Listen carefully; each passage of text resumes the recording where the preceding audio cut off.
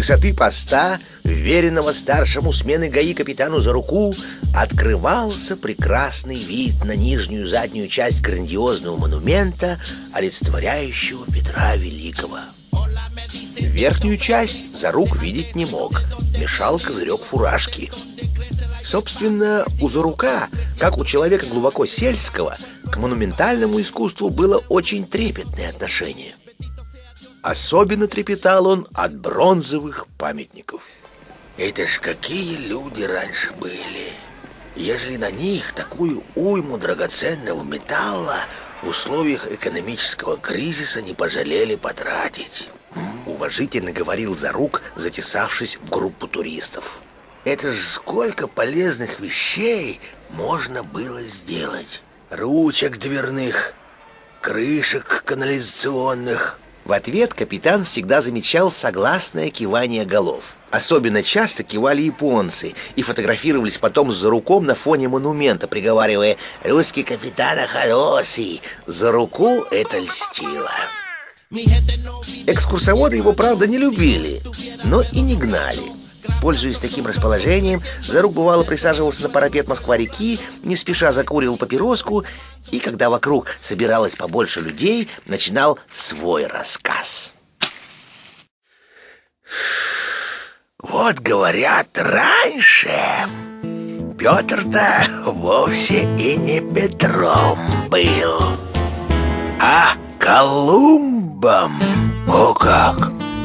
И отливали сей памятник в целях подарка американцам к какому-то юбилею. Где-то промахнулись, в общем, остался Колумб на покрытой снегами чужбине.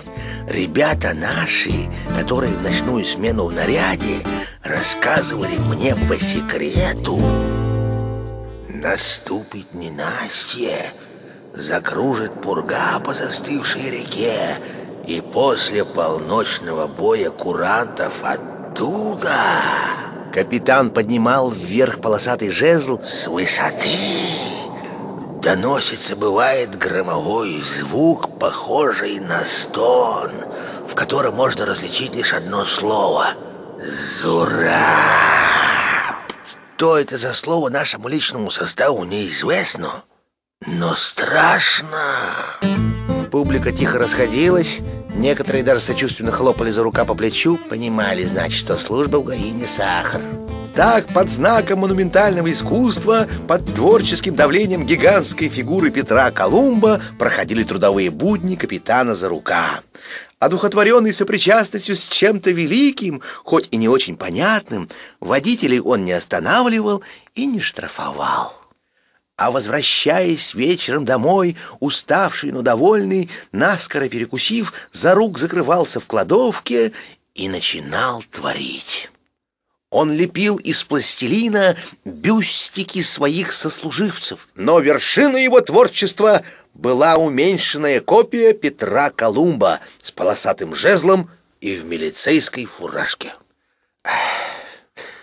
Вот как надо было. Зура!